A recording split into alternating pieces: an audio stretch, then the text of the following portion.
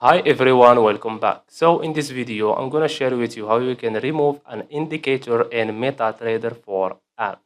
So just follow me and follow the steps. It's so easy and simple. So first of all, open your MetaTrader 4 app and go to chart. So click on this one. Okay.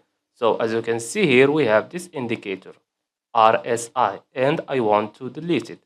So just go to the F, click on it. And as you can see here, we have indicator window 1. We have the relative strength index. This is the RSI. So now go to the trash icon here on the top right corner, click on it, and choose the indicator you want to delete. So click on it and click on the trash icon. And as you can see here, the indicator has been removed. And that's it. So I hope you found this video helpful. Don't forget to give us a like and subscribe. Thanks for watching and see you in the next one.